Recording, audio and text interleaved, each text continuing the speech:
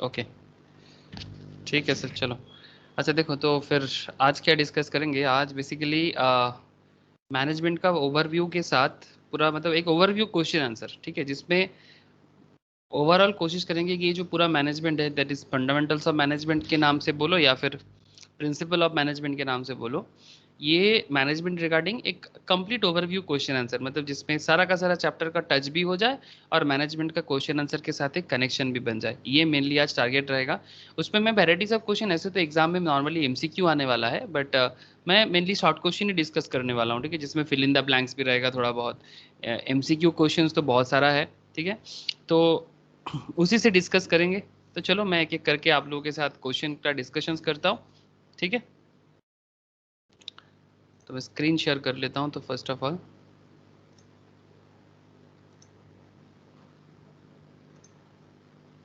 अच्छा, एक बार देखो ना स्क्रीन शेयर है कि नहीं है। हेलो, हाँ सर। है ना? ओके। तो बेसिकली मैनेजमेंट तो एक प्रोसेस है, आप लोगों को ये सब मैंने पहले से ही बोल के रखा था, ठीक है, कि ये मैनेजमेंट एक प्रोसेस है। अब इस प्रोसेस के अंदर क्या क्या आप लोगों को पूरा का पूरा पढ़ाया गया है, आप लोग जानते भी हो। बस आज क्या करना है, इस रिगार्डिंग क्वेश्चंस वगैरह को डिस्कस करना है। ऐसे यू नो कि मैनेजमेंट प्रोसेस में या मैनेजमेंट में, you know, definitions of management, management science है, आर्ट्स है, कॉमर्स है, प्रोफेशन है। याद है सर, ये सभी चीज़ डिस्कशंस हुआ था। इनका नहीं हुआ उसको बाद में मैं फिर से करवाऊंगा, लेकिन जिन लोगों का हो गया है उनको तो पता चल ही रहा है कि मैनेजमेंट एक आर्ट है, मैनेजमेंट एक साइंस है। हाँ सर, याद आ रहा है कि नहीं आ रहा है? बोलो। Yes sir. आ रहा है ना? तो दिस इज द एरिया। इसमें देखो मैनेजमेंट प्रिंसिपल्स के बारे में भी बात करेंगे, मतलब इसमें सारा का सारा चैप्टर का थोड़ा बहुत कंप्लीशंस भी है। मैनेजमेंट प्रोसेस के बारे में भी बात होगा, प्लानिंग के बारे में भी बात होगा, ऑर्गेनाइजिंग, स्टाफिंग, लीडिंग, कंट्रोल या फिर कंट्रोलिंग, जो भी बोलो आप, ठीक है, communications, coordinations and directing, everything सारा का सारा डिस्कस ऐसे ही हो चुका है, ठीक है। तो चलो मैं एक काम करता हूँ, आप लोगों के साथ क्वेश्चन आंसर डिस्कस करता हूँ। बाकी चीज़ तो आप लोग ओवर सब कुछ जानते ही हो, थोड़ा बहुत हर चीज़ में आप लोगों का नॉलेज है, आई नो। तो आज चलो क्विज कॉन्टेस्ट होगा, देखेंगे कौन कितना अच्छा जवाब दे सकता है। जवाब दोगे कि नहीं दोगे सर, बोलो। Yes sir. ठीक है, चलो देखते हैं।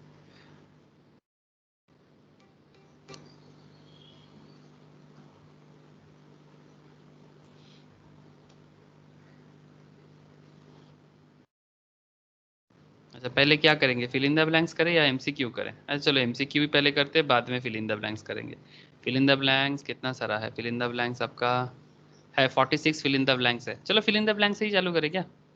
अच्छा ठीक है, फिल इन द ब्लैंक्स से ही चालू करते हैं, चलो।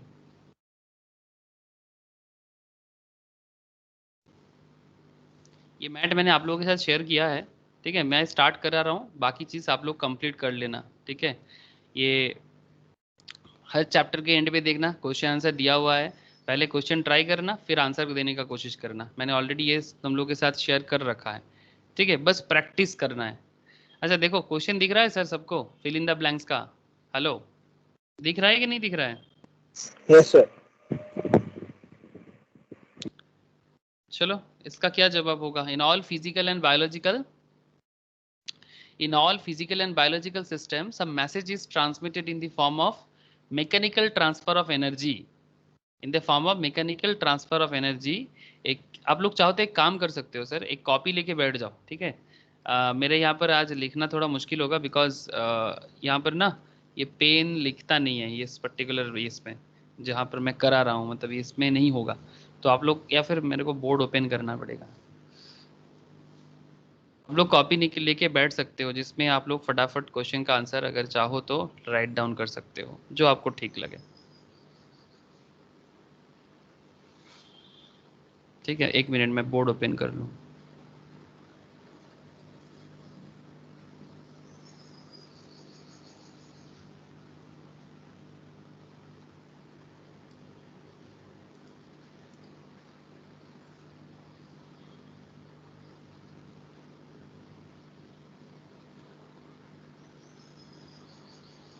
बोलो, in all physical and biological systems some message are transmitted in the form of mechanical transfer of energy, a chemical reaction or any other means which is known as, क्या बोलेंगे इसको? कोई बता सकते हो सर?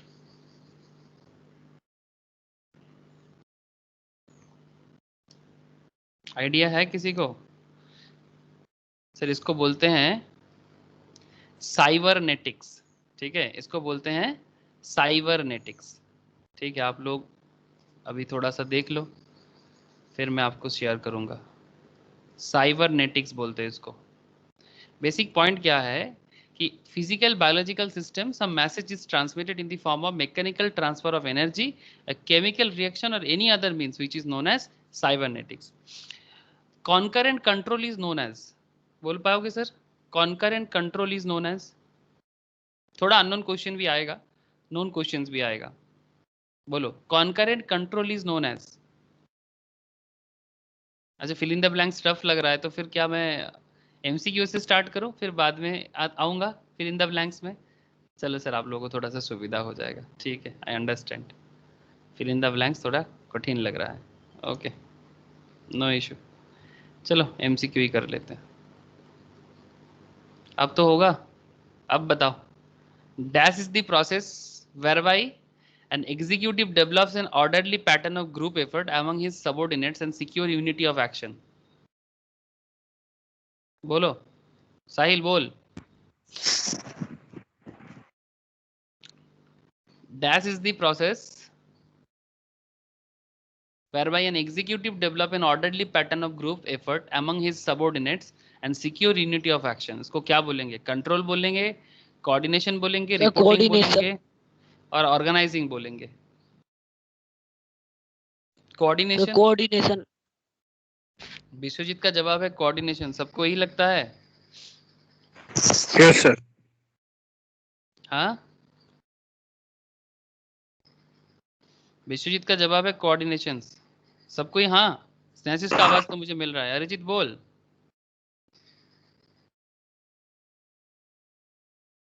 अरे मेरा आवाज तो आ रहा है आप लोगों के पास।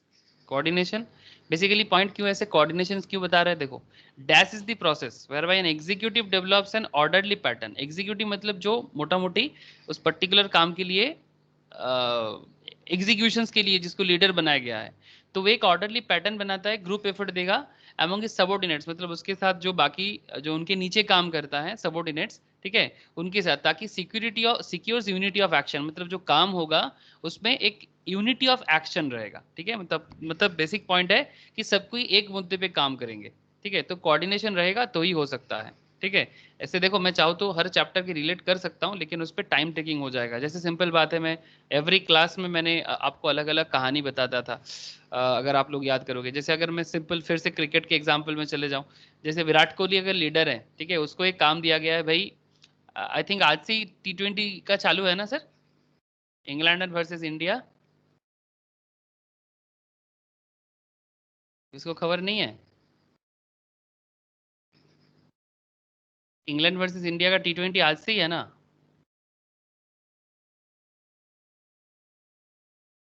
नहीं पता? आज से ही है, आज शाम को 7 बजे से। तो पॉइंट क्या है? आज से ही है।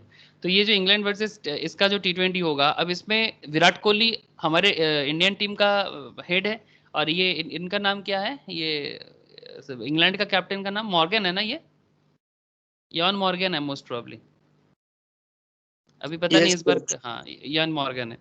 अब इन लोगों को क्या काम दिया गया है भाई? सबके साथ कोऑर्डिनेट करो और अपने अपने टीम को जिताओ, सिंपल बात है, सबके साथ कोऑर्डिनेट करो, अपने अपने टीम को जिताओ, बेसिक मैनेजमेंट का कॉन्सेप्ट है। तो coordination is the ultimate concept. Next question, चलो देखते हैं कौन किसका जवाब आएगा। Who considered coordination as a permitting functions of management passing through the managerial functions of planning, organizing, staffing, leading and controlling? Who considered coordination as a permitting functions of management passing through the managerial functions of planning, organizing, staffing, leading, controlling? क्या लगता है किसने बताया coordinations को permitting functions? Sir टेरी। टेरी, George टेरी। हाँ sir, George Terry and थियो Yes, sir. हाइबन, इसने बताया। सबको एग्री हो? Who considered coordination as a permitting function, मतलब coordinations को permitting functions के तौर पे मैनेजमेंट में पास कराने के लिए, मतलब coordinations रहेगा तभी जाके प्लानिंग हो सकता है, तभी जाके ऑर्गेनाइजिंग हो सकता है, स्टाफिंग हो सकता है, लीडिंग हो सकता है, कंट्रोलिंग हो सकता है। तो George Terry and Theo Haimann ने ही इसके बारे में फर्स्ट बात किया। Henri Fayol, Haynes and Massie and Higgs and Gulick, इन लोगों का काम अलग अलग है। ओके, नेक्स्ट देखो, which is inherent in managerial job and embodied in the all functions of management. बोलो sir, which is inherent in managerial job and embodied in all functions of management. कौन सा है इसमें से inherent in managerial job? Planning है, organising है, controlling है या कोऑर्डिनेशन है? क्या Sir, लगता है? D. D, sir. D. Coordination. 3 का D, which Yes, is sir. inherent in managerial job and embodied in all the functions of management. मतलब चाहे कुछ भी हो जाए, प्लानिंग कर लो, ऑर्गेनाइज कर लो, कंट्रोल कर लो, बट अगर सबके साथ एक इनहेरेंटनेस रखना है तो कोऑर्डिनेशन बहुत जरूरी है। वेरी गुड सर, आप लोग सब सही जवाब ही बता रहे हो, वाह बहुत अच्छा है। According to Mary Parker Follett, which one of this not principle of achieving effective coordinations? Continuity, early beginning, self coordination and managerial audit. क्या लगता है? Mary Parker Follett, which one of the is not the principle for achieving effective coordination? बोलो, continuity, early beginning मतलब जल्दी start करोगे तो जल्दी हो जाएगा, self coordination and managerial audit. इसमें से मैरी पार्कर फॉलेट के हिसाब से which is not the principle for achieving effective coordination, इसमें से कौन सा इफेक्टिव कोऑर्डिनेशन के लिए सही प्रिंसिपल नहीं है? सर कंटिन्यूएशन तो करना ही पड़ेगा, कंटिन्यूएशन तो करना ही पड़ेगा, जल्दी Sir, audit. स्टार्ट करोगे तो अच्छा रहेगा। हाँ, audit is not necessary, audit तो चेकिंग होता है सर। मैनेजरियल ऑडिट में मैनेजमेंट सही तरह से काम कर रहा है कि नहीं कर रहा है उसको चेक किया जाता है। ऑडिट का मतलब होता है चेक करना, ठीक है? तो ये मैंडेटरी नहीं है, obviously this is not mandatory. Okay sir, the process of coordination must begin in the early stage of, क्या होगा? कंट्रोल, प्लानिंग, अभी थोड़ा कोऑर्डिनेशन पे ज्यादा बात चल रहा है, ऑर्गेनाइजिंग, स्टाफिंग। क्या लगता है? The process of coordination must begin in the early stages of control, planning, organising, staffing. What do you think? Sir, planning. हाँ, सबको लगता है? सबका आवाज नहीं आ रहा है मेरे पास। क्या होगा? The process of coordination must begin in the early stages of. Planning. आज मैं थोड़ा सा, इससे भी थोड़ा इजी क्वेश्चन होता है, मैं थोड़ा सा टफ क्वेश्चन का डिस्कशन कर रहा हूँ, ठीक है? मैं इस इजी क्वेश्चन होता है इससे, बट मैं थोड़ा सा ट्रिकी क्वेश्चंस लेके बैठ गया आप लोगों के साथ, ताकि देखता हूँ कि क्या आप लोग क्या सोच पाते हो, that's why. The process of coordination must begin in the early stages of control, planning. क्या बोला विश्वजीत? 5 का Planning. प्लानिंग। B. यस, सबसे पहले तो प्लानिंग ही होता है ना। प्लानिंग, ऑर्गेनाइजिंग, स्टाफिंग में सबसे पहले क्या क्या आता है? प्लानिंग ही आता है ना। अरे बोलो स्नेहाशीष, बोल कि सबसे पहले क्या आएगा? प्लानिंग, ऑर्गेनाइजिंग, स्टाफिंग में प्लानिंग आएगा ना। Sir, planning. हाँ, तो ये तो एकदम इजी था ये वाला, प्लानिंग। ओके, अच्छा, coordination must be carried on through the entire process of management from dash to dash. Coordination must be carried Sir, on planning through, to control. हाँ बोल, Planning to control. Planning to control. Okay, 6 का ए सही बोला क्या? Planning to control. Yes, sir. Coordination must be carried on through the entire process of management from planning to control. Very good sir, very good. एकदम सही बोल रहे हो। चलो नेक्स्ट। अच्छा, इसके बारे में कौन बोला? Dash has Mphasis the principle of self coordination, मतलब अपने आप को कोऑर्डिनेट करना भी एक बहुत इंपॉर्टेंट मैटर होता है। हम लोग मैक्सिमम केस में ये भी नहीं कर पाते। कौन बोला? हेनरी फ्योल, जॉर्ज टेरी, ब्राउन, पीटर ड्राकर। सर इसके बारे में ब्राउन ने बताया, ब्राउन ने बताया, ठीक है? अच्छा, according to Brown self coordination का मतलब क्या बोला? कौन सा लगता है? देखो तो सेल्फ कोऑर्डिनेशन का मतलब a particular department affects other department and is as in turn affected by them. A particular department affects every department and is in turn affected by them. एक ही बोल गया क्या? Particular department affect other department. अच्छा ये affect other, ये affects every department, थोड़ा अलग है. And every department affect a particular department. None of the above. क्या लगता है? According to Brown, self coordination का मतलब क्या लग रहा है? A particular department affect other department as in turn affected by them. A particular department affect every department as in turn affected by them. क्या लगता है? Every or other या फिर particular या फिर none of the above?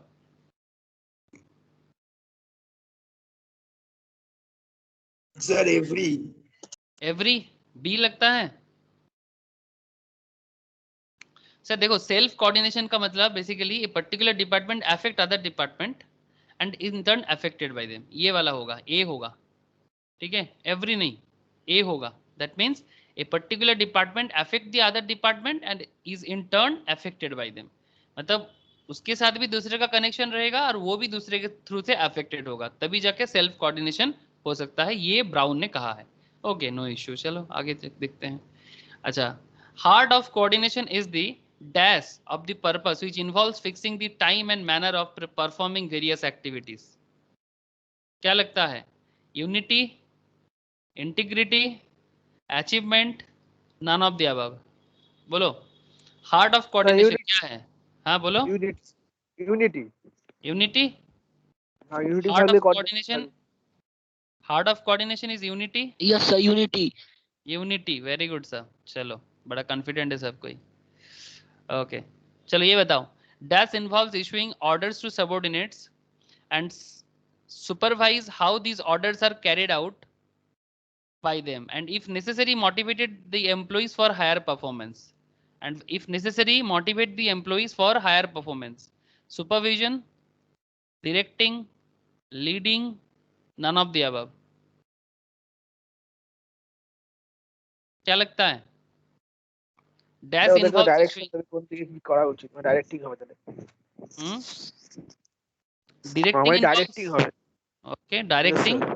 Supervision involves order to subordinates. Directing होना चाहिए. Yes, order to subordinates बोल रहे हैं ना, तो डायरेक्ट करना. जैसे डायरेक्टर मूवी चलाते हैं तो डायरेक्टर को डायरेक्टर क्यों बोलते हैं? बिकॉज वो अपने अंदर जो भी काम करते हैं उसके अंडर में सबको वो मूव कराते हैं. Issuing orders to subordinate and supervise how these orders are carried out by them and if necessary motivate the employees for higher performance. तो obviously directing I think the right answer. Exactly 10 का B होना चाहिए. Directing से ही चालू होगा. Very good sir. अरे आप लोगों को समझ में आ रहा है? थोड़ा ट्रिकी है, मतलब मैं ये नहीं बोलूंगा क्वेश्चन बहुत इजी लग रहा है यहाँ पर, बट फिर भी बहुत टफ भी नहीं है. क्या बहुत टफ लग रहा है आप लोगों को? मिक्स टफ है? अरे मिक्स टफ है, यस और नो? मोटामोटी, yes, I understand. Okay. Dash is aimed at maintaining harmony among employees and groups in an organization. Dash is aimed at maintaining harmony among employees and groups in an organization. Direction, supervision, coordination, control. क्या लगता है? Sir definition আছে তো sir. Direction. Direction sir. Direction बोलो sir, क्या होगा? Dash is aimed at maintaining harmony among employees and groups in organisations. Supervise करने से हार्मोनी रहेगा, कोऑर्डिनेट करने से हार्मोनी रहेगा, या कंट्रोल करने से हार्मोनी रहेगा? क्या लगता है? द मेन एम डायरेक्शन पे ही हार्मोनी होगा. डायरेक्शन से ही हार्मोनी का मेन इंपॉर्टेंस ही आता है. हार्मोनी मतलब सबको ही एक ऑर्गेनाइजेशन पे मिलजुल के काम करे, तब जाके एक ऑर्गेनाइजेशन आगे बढ़ सकता है. Okay. Dash is a keen to nucleus of an organisation. इसमें से कौन सा? न्यूक्लियस का मतलब समझते हो सर? न्यूक्लियस का मतलब समझते हो?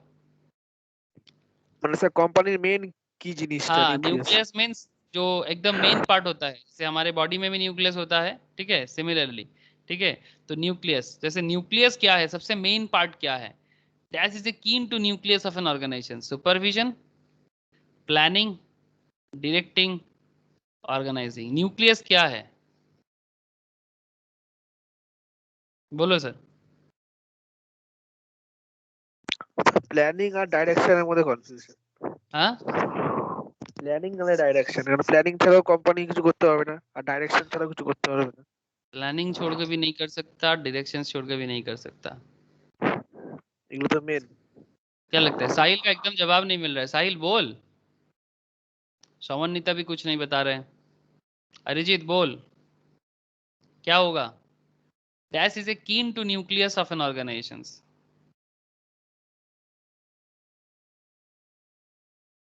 साहिल का माइक काम नहीं कर रहा। ओके ठीक है, मतलब ऐसे अचानक हो गया। स्टार्टिंग में तेरा आवाज तो मुझे मिल रहा था, तो रिजॉइन करके देख सकते अगर माइक ठीक हो जाए तो तेरा। अरिजीत का तो माइक काम कर रहा है ना अरिजीत?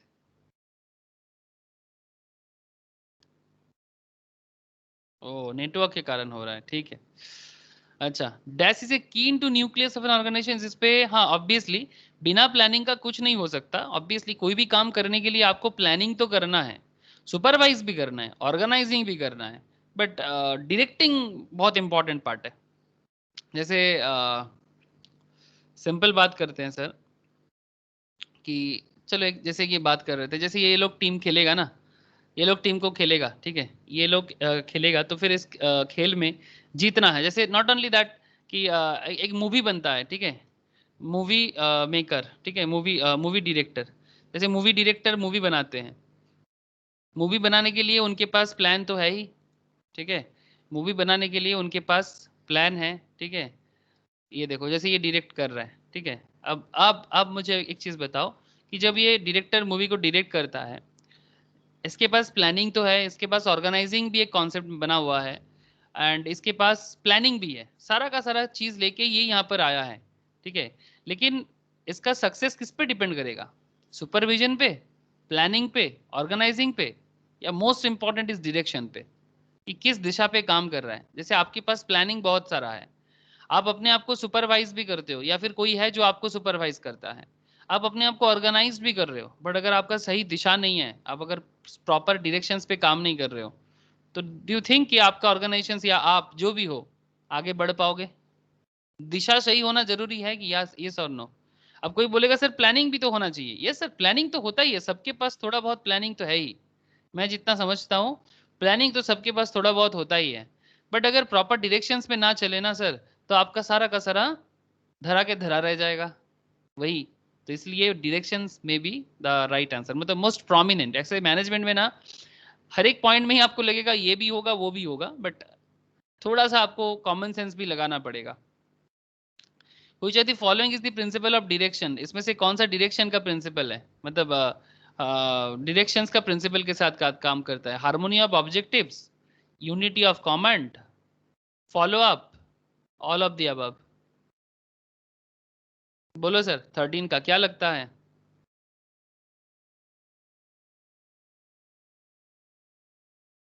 थर्टीन का क्या लगता है? Harmony of objectives, unity of command, follow up, all of the above. Sir D. All of the above लग रहा है ना? Yes sir. डायरेक्शंस अगर सही तरह से हो तो फिर आपका ऑब्जेक्टिव भी एकदम हार्मोनी चलेगा। हार्मोनी मतलब क्या? आप ऑब्जेक्टिव के साथ एकदम मिक्स्ड, मतलब एकदम पूरा मिल के चल पाओगे। कमेंट भी एक यूनिटी रहेगा, मतलब जो भी आदेश होगा, जो भी कमेंट होगा, सब कोई उसी पॉइंट पे बात करेगा, एंड उसमें फॉलो अप भी होगा। Very good. Point 3 D is the right answer, सही है ये। सबको नहीं लगता क्या? अरे सब कोई पार्टिसिपेट नहीं कर रहे हो। Who emphasised harmony of objective is a crucial to the success of direction. किसने फर्स्ट टाइम ये हार्मोनी ऑफ ऑब्जेक्टिव्स को सक्सेसफुल डायरेक्शंस के लिए क्रूशियल माना? एफ.डब्ल्यू. टेलर ने माना, हेनरी फ्योल ने माना, पीटर ड्रकर ने माना, जॉर्ज टेरी ने माना? क्या, कौन? Harmony of sir objective harmony is Taylor. Crucial. हाँ, सर टेलर सर। किसको लगता है टेलर और किसको लगता है फ्योल? Sir Taylor. टेलर ने बोला सर, टेलर ने। टेलर ने ही first time harmony of objective is crucial. आप लोग टेलर का प्रिंसिपल्स एक बार पढ़ना, साइंटिफिक मैनेजमेंट में जाना, आपको पता चल जाएगा। एक बार फिर से देखोगे तो टेलर ने बताया। फेयल ने तो 14 प्रिंसिपल्स बताया था, हाँ मिक्स्ड अप लगेगा, बट फर्स्ट टाइम अगर properly harmony of objective is crucial for the directions, इसके बारे में तो फ्रेडरिक टेलर ने ही फर्स्ट टाइम बताया था। ओके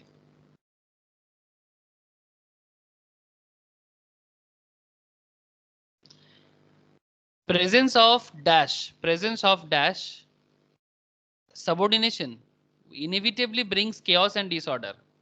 क्या लगता है? Presence of dual, single, both A and B, none.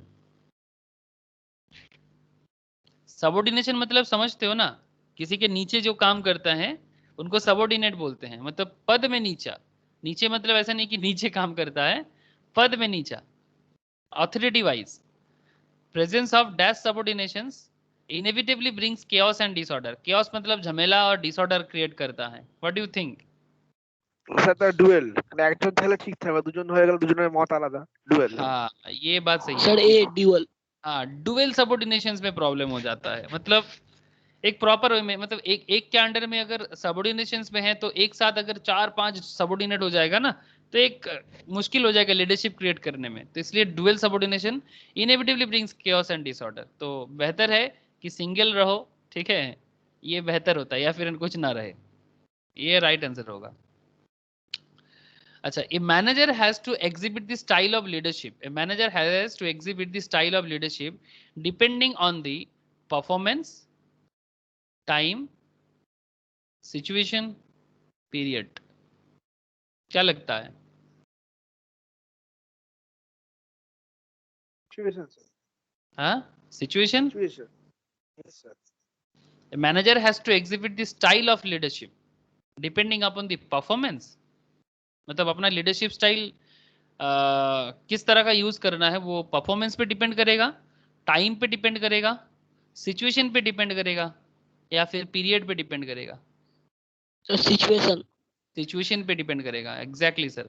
मतलब मैं अपना लीडरशिप स्टाइल कैसा रखूं, ठीक है, फ्री रेन रखो, ऑटोक्रेटिक रखो, ठीक है, ये डिपेंड करते हैं सिचुएशन पे। तो style of leadership depending on the situation. Very good sir. Dash leads to higher job satisfaction. Planning, budgeting, supervision, motivation. Dash leads to higher job satisfaction, इसमें से कौन सा आपको हायर सेटिस्फैक्शन ऑफ जॉब देता है? Planning, budgeting, supervision and motivation. क्या लगता है?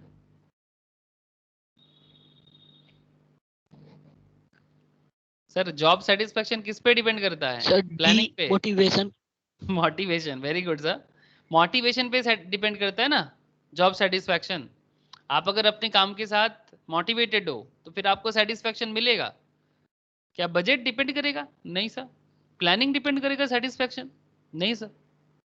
But if you are motivated then obviously आपको सेटिस्फाई करेगा, चाहे कम मिले ज्यादा मिले। The last but not least important principles of direction is, क्या लगता है? Unity of command, follow up करना, डायरेक्ट सुपरविजन करना, या appropriate leadership style. Last but not least important principle of direction, क्या लगता है? Sir A. A, unity of command. हाँ सर, या follow up. Last but not least, the last but not least. Sir B follow. Follow up, follow up. Follow up मतलब पहले तो हम directions कर लेते हैं, मतलब डायरेक्शन तो कर लेते हैं, बट डायरेक्शन करने के बाद लास्ट में फॉलो अप करना होगा ना, ठीक है, कि क्या चल रहा है, ठीक है। तो last but not least important, okay, important, least important तो नहीं है, बट लास्ट काम तो ऑब्वियसली है फॉलो अप करना। ये बहुत वाइटल पॉइंट है कि आप जो भी कर रहे हो एक बार जरूर फॉलो करो, फॉलो अप करो, देखो क्या हालत में है, जो जो काम के लिए आपने प्लानिंग किया, ऑर्गेनाइजिंग किया, हैव टू फॉलो अप करना जरूरी है। चलिए ये बहुत एक इजी क्वेश्चन दे दिया।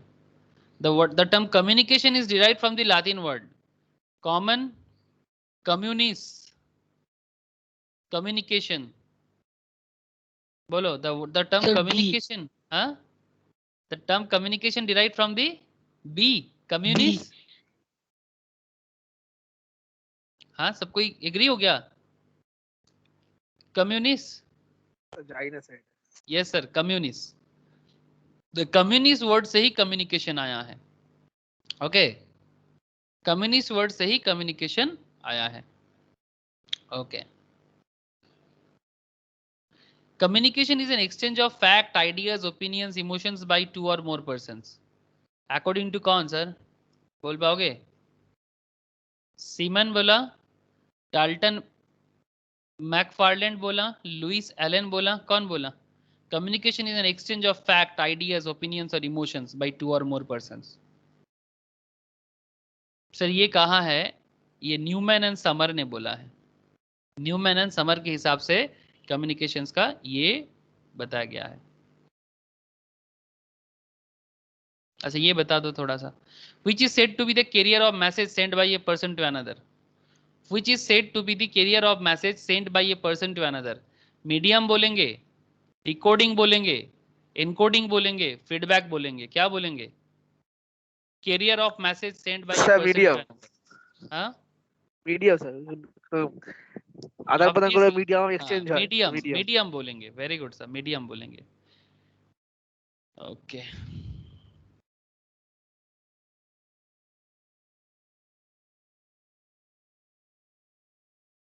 मैं थोड़ा सा स्किप कर रहा हूँ, तो चलो ये थोड़ा प्लानिंग पे बात कर ले। ये बता दो तो, dash is defined as the process of obtaining and maintaining the capable competent people. ध्यान से सुनना बात को। Dash is defined as the process of obtaining and maintaining the capable and competent people to fill all positions from the top to operative level. Staffing, selection, recruitment and training. Staffing, selection, recruitment and training.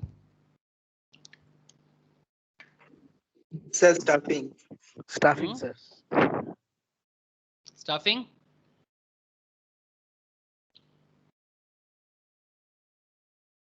Dash is define the process of obtaining and maintaining the capable and competent। Obviously सारा का सारा word को अगर कोई एक line में बोलता है तो staffing is the right answer. एकदम वेरी गुड सर, ठीक है। To position all the top level to operative level, very good sir. अच्छा, according to Koontz and O'Donnell, staffing is the dash functions. क्या लगता है? Organisational function, management function, executive functions, none of the above. What do you think? Staffing किस तरह का function है? Organisational, management, executive, as per Koontz and O'Donnell.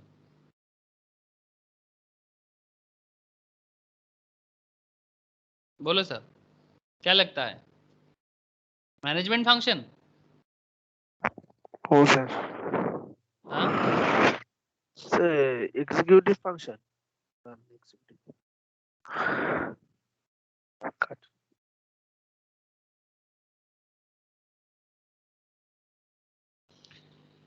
Management, yes executive function. O'Donnell, O'Donnell, nuts and O'Donnell के हिसाब से ऐसे तो देखो, स्टाफिंग मैनेजमेंट फंक्शन भी है, बट नूट्स एंड ओडोनेल इसको एग्जीक्यूटिव लेवल ऑफ फंक्शंस के हिसाब से कहा है। दैट इज व्हाई ऐसे अगर नॉर्मली बोला जाता स्टाफिंग इज डैश फंक्शंस, तो आप ऑब्वियसली बोलते ये management function, but according to Koontz and O'Donnell this is a executive level function.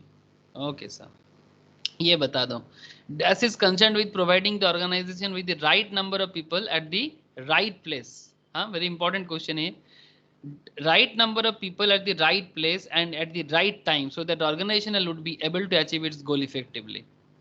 क्या बोलेंगे? इसको रिक्रूटमेंट कहना चाहिए, इसको स्टाफिंग कहना चाहिए, इसको सिलेक्शन कहना चाहिए, इसको डेवलपमेंट कहना चाहिए? डेवलपमेंट। हाँ, right number of people at the staffing side of, हाँ staffing sir. Staffing side of, staffing, yes sir, so providing the right right number of people at the right place and at the right time so that the organization would be able to achieve its goal if effectively। क्या बोलो, किसमें lock किया जाए? B, staffing को lock किया जाए। चलो computer ji, B को लॉक किया, यस डीप कर दिया मैंने। Staffing is the right answer sir. Okay Biswajit, not development. Staffing से ही ऑर्गेनाइजेशन अपने आप को सही जगह में सही टाइम पे सही लोगों को लगाते हैं। जब नहीं लग जाता तो ऑर्गेनाइजेशन का हालत क्या हो जाता है सर? ढीला हो जाता है ना। जैसे आज के डेट में इंडिया में गवर्नमेंट ऑर्गेनाइजेशंस का हालत है, जानते हो ना आप लोग। इंडिया में जो गवर्नमेंट ऑर्गेनाइजेशन है, चाहे स्टेट गवर्नमेंट ऑफ हो या सेंट्रल गवर्नमेंट, सिचुएशंस क्या अच्छा है? हाँ, क्या लगता है? क्या लगता है सर, बोलो। गवर्नमेंट कंपनी स्पेशली, ऑर्गेनाइजेशंस नहीं बोलना चाहिए, ऑर्गेनाइजेशंस तो फिर भी ठीक ठाक काम करते हैं। गवर्नमेंट कंपनीज का सिचुएशंस बहुत बेकार है सर। इसीलिए धीरे धीरे गवर्नमेंट सभी को धीरे धीरे क्या कर रहा है, प्राइवेटाइज के तरफ लेके जा रहे हैं। अब लोग चिल्ला रहे हैं इसके ऊपर, ऑब्वियसली चिल्लाएगा, लेकिन काम करने के टाइम पे कहाँ था भाई तुम लोग? हाँ, आज पब्लिक चिल्लाते हैं, लेकिन कितना सरकारी लोग प्रॉपरली अपना ड्यूटी निभाते हैं? We all know this things. इसमें मैं अगर थोड़ा सा डिबेट कर लूँ तो आप लोग शायद बोलो कि सर ये मतलब नहीं है, बट सीरियसली कितना सरकारी लोग प्रॉपरली, बहुत कम मिलेगा आपको, बहुत कम मिलेगा। ठीक है, मैं आप लोगों को कभी पहले भी दिखाया था। ये देखो सर, ये प्रॉफिट मेकिंग जो है ना, वो सारा का सारा तेल के ऊपर डिपेंडेंट है। देखो आप, अब तेल तो सर एक ऐसा बिजनेस है ना, ऑयल एक ऐसा बिजनेस है कि आज नहीं तो कल खत्म हो जाएगा। ये देखो ना, तेल का दाम फिर से इंडिया में बढ़ गया है, इसी को लेके बवाल चल रहा है। ठीक है, कि गवर्नमेंट तेल का दाम रोक नहीं पा रहे, नहीं रोक सकते सर, बिकॉज तेल का दाम रोकना गवर्नमेंट के हाथ में नहीं है प्रॉपरली। बिकॉज इसका मेन रीजन यही है कि ये जो सिंपल बात है, तेल का दाम क्यों नहीं रोक पाते सरकार? सरकार को नेगेटिविटी झेलने का क्या इच्छा होता है? आप लोग मुझे एक चीज बताओ, क्या गवर्नमेंट को ये चीज सबको पता है कि गवर्नमेंट अगर तेल का दाम बढ़ा देता है ना, तो पब्लिक को बहुत मुश्किल होता है? ये सर नो, चाहे गवर्नमेंट में कोई भी रहे, आज बीजेपी है, कल कोई दूसरा गवर्नमेंट आएगा सेंट्रल में, ठीक है, प्रॉब्लम रहेगा। आप लोग मेरा बात सुन पा रहे हो सर? Yes, sir. पॉइंट क्या है, you have to understand economical factor. जैसे ये जो इंडिया है, इंडिया में तेल का कुआं है क्या? इंडिया में पेट्रोल माइन है, मतलब ये जो क्रूड ऑयल का माइन है, थोड़ा बहुत है, लेकिन जिससे एक स्टेट को भी नहीं मिल सकता पूरा का पूरा। एक आसाम में है डिग बॉय, ठीक है, आसाम में दो, एक है डिग बॉय और एक मुंबई में है बॉम्बे हाई। ठीक है, ये मुंबई डिग बॉय और बॉम्बे हाई में जितना तेल मिलता है, उसमें इतना बड़ा कंट्री को थोड़ी ना तुम तेल का सप्लाई, वो भी सिर्फ साइज में नहीं, country population wise India is the largest country in the world, मतलब largest population in the world, highest population. China 150 crore है, इंडिया सेकंड हाईएस्ट में है। ठीक है, तो ये 150 करोड़ में इसका साइज भी बहुत बड़ा है कंपेरेटिवली, ऊपर से तिब्बत भी ले लिया, तो ये एक प्रॉब्लम है। दूसरा पॉइंट है, ये जो सऊदी अरबियन जो नेशंस है, जिसके पास मेनली तेल का ऑयल माइन, मतलब जितना सारा ऑयल का कुआं है वो इनके पास है ना सर? अब प्रॉब्लम है कि ये लोग जानबूझ के तेल को मार्केट में डिमांड को बढ़ा रहा है, मतलब ये लोग मार्केट में तेल को इतना ज्यादा सप्लाई नहीं कर रहा है, तो ऑटोमेटिकली मार्केट में प्राइस हाई हो रहा है। अब कोई बोलेगा सर पाकिस्तान में पेट्रोल का प्राइस कम है, श्रीलंका में कम है, बांग्लादेश में कम है, इंडिया में ज्यादा क्यों है? सर ये जो तेल से पैसा आता है ना, इसमें सरकार, स्टेट गवर्नमेंट और सेंट्रल गवर्नमेंट का ना एक्साइज और वैट रहता है, मैंने आप लोगों को दिखाया था एक दिन। ठीक है, तो ये एक्साइज और वैट अगर नहीं लेंगे ना, एक्साइज जो सेंट्रल गवर्नमेंट के पास जाता है और वैट जो है वो स्टेट गवर्नमेंट का है। अब स्टेट अलग अलग से ये 30% वैट लेता है जीएसटी पेट्रोल के दाम पे, और सेंट्रल गवर्नमेंट करीब करीब ये भी करीब करीब 30% के आसपास एक्साइज ड्यूटी लगाते हैं, ताकि वो क्या कर सके, वो इसलिए क्या कर सके उस पैसा को लेके। सर सिंपल बात है, इतना बड़ा बॉर्डर का सिक्योरिटी कैसे देगा? इसमें सबसे ज्यादा खर्चा होता है और इसमें लोग सबसे ज्यादा खर्चा भी करते हैं, तो गवर्नमेंट को इजी रेवेन्यू मिलता है, और बॉर्डर सिक्योरिटी जो भी है, जिनके साथ लड़ाई जो भी है, पैसा कहाँ से आएगा? अब पाकिस्तान का क्या है, वो छोटा कंट्री है, मैनेज भी नहीं कर पाता। एक तरफ हमें अपना देश भी चाहिए, दूसरी तरफ थोड़ा दाम बढ़ जाए, ऑब्वियसली आवाज होगा, but you have to understand this कि अगर पैसा मिलेगा तो कहाँ से मिलेगा? ठीक है, तो ये कुछ रीजन है। ठीक है, चाहे सेंटर में कोई भी रहे, उनको करना ही पड़ता है, ऊपर से इंटरनेशनल प्रेशर तो एक है ही सर। ठीक है, तो बेसिकली मैं बोलना ही चाह रहा था कि ये तेल मेकिंग कंपनीज जो है ये प्रॉफिट में है, बट अगर आप नॉर्मली देखो, एयर इंडिया, इंडिया पोस्ट, महानगर telephone, state trading corporation, Odisha mineral, सब लॉस में जा रहा है सर। और भी बैंकिंग तो यहाँ पर है ही नहीं, बहुत सारा है, ये एक एक करके निकालोगे ना, लॉस ही लॉस दिखेगा आपको, सिर्फ प्रॉफिट मेकिंग ढूंढना पड़ेगा, 10-12 मिल जाए तो इट्स रियली बहुत मुश्किल का मैटर है अगर प्रॉफिट मेकिंग नहीं है तो। इसीलिए dash is concern with providing the organization with the right number of people at the right place at the right time, so that organization would be able to achieve its goal effectively. थोड़ा मतलब अच्छा point था इसलिए बोल दिया।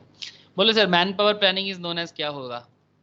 Man power planning is also known as human resource accounting, human resource management, human resource planning, none of the above. क्या लगता है? So manpower planning ही হবে, human resource planning. Human resource man power planning means human resource planning. 53 Yes, very good sir, एकदम common sense में जवाब आ गया। Man power human resource, very good. Selection is a process of rejection and hence it is called a process of positive, negative, either a or b, none of the above. क्या लगता है?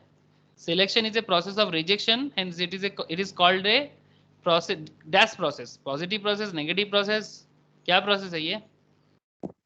sir. Rejection equals to negative. हाँ, Sir, rejection equals to negative. Sir, B. Rejection equals to negative. Negative. मतलब point कुछ ऐसा है, बड़ा interesting है ये पॉइंट, कि जब हम लोग selection is a process of rejection, obviously selections में रिजेक्शन भी होता है ना सर? जब जॉब का इंटरव्यू होता है, अगर जैसे आप लोग जानते होंगे आजकल इंडिया में ऐसे बहुत चलता है, आप लोगों के पास खबर है कि नहीं I don't know, government job के लिए ऐसा खबर बहुत मिलता होगा आप लोगों को। Government job application, job application, ऐसा होता है कि 1 करोड़ जॉब है, ठीक है, सॉरी 10,000 जॉब है और 1 करोड़ लोग उसमें फॉर्म भरा है, ऐसा होता है कि नहीं होता सर? हाँ, यस सर। 10,000 जॉब के लिए 1 करोड़ लोगों ने फॉर्म भर दिया, अब बाकी 90 लाख को क्या होगा सर? 90 लाख बोल रही है सर, 99,90,000 का क्या होगा? हाँ, आप लोग जानते हो ऐसा हो रहा है, रिजेक्शन ही ना होगा। तो जब selection is a process of rejection and it is called negative process. Very good sir, समझ में आ रहा है ना सबको?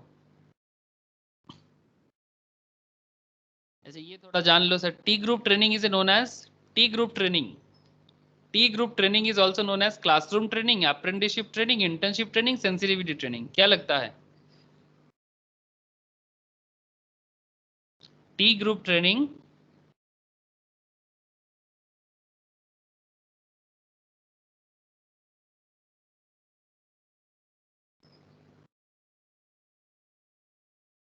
किसी को पता नहीं है यार?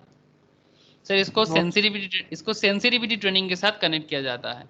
क्लासरूम ट्रेनिंग भी नहीं, apprenticeship training normally engineering factories वगैरह में होता है, और इंटर्नशिप जैसे आप लोग करोगे ना, इंटर्नशिप या आर्टिकलशिप भी बोला जाता है, इंटर्नशिप या आर्टिकलशिप सीए लोग करते हैं, सीएमए लोग करते हैं, सीएस भी करते हैं, तो वो इंटर्नशिप होता है, ठीक है। सेंसिटिविटी ट्रेनिंग के साथ इसको बोला जाता है टी ग्रुप ट्रेनिंग, ओके, याद रखना थोड़ा। अच्छा, training conducted away from actual work setting is called on the job, of the job, step by step training, job instruction training. Training conducted away from the actual work setting, क्या बोलेंगे sir? बोलो।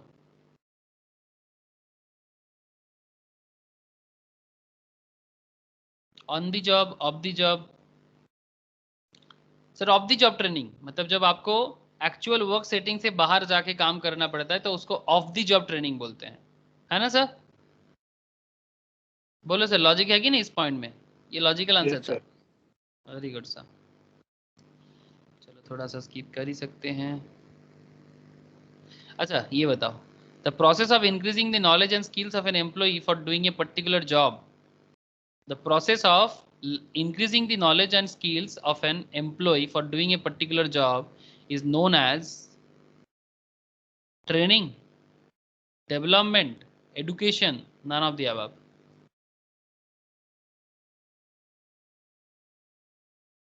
Training, sir. Process, huh? Obviously Training. sir. Training, the process of increasing the knowledge and skills of an employee for doing a particular job। किसी भी job में अगर आपको अपना knowledge and skill बढ़ाना है तो उसके लिए आपको उस जॉब का ट्रेनिंग लेना पड़ेगा।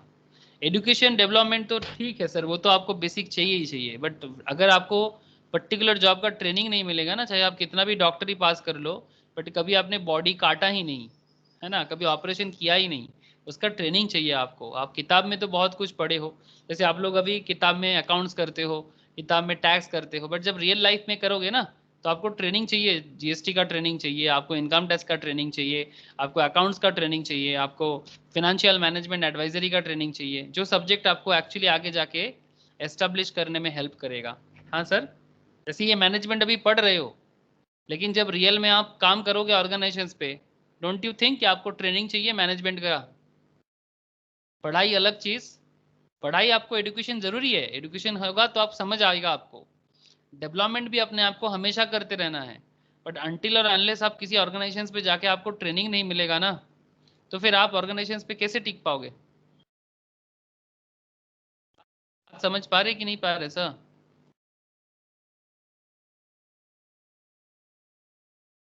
Yes sir. है ना? ये देखो सर, जब आप किसी भी पर्टिकुलर जॉब के लिए जाओगे आपको ट्रेनिंग दिया जाएगा कि भाई देखो ऐसे होता है काम, भाई वैसे होता है काम, you have to give some training. Management भी करोगे तो उसके लिए भी आपको ट्रेनिंग देना पड़ेगा, ठीक है? सिंपल कॉन्सेप्ट है। ओके,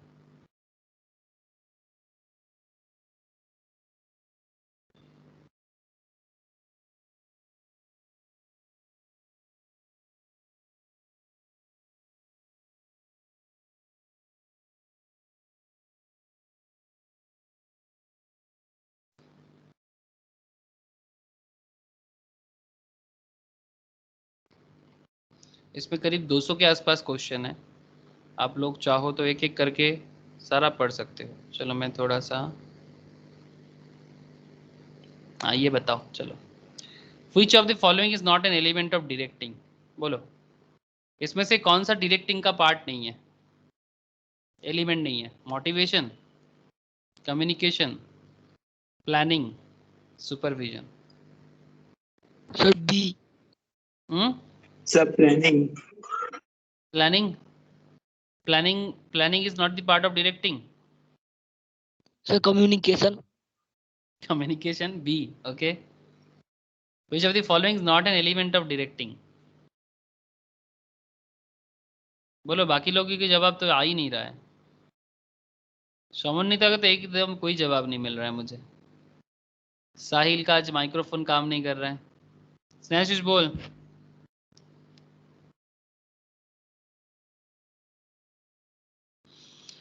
वेरी गुड सर, जिसने भी प्लानिंग बोला, लाइक अरिजीत ने प्लानिंग बोला ना, Arijit, planning is not an element of directing. Directing करने के लिए कम्युनिकेशन तो करना होगा। विश्वजीत, बिना कम्युनिकेशन का कैसे डायरेक्टिंग कर लेगा? मोटिवेशन का बिना तो काम हो ही नहीं सकता, सुपरवाइज भी करना है।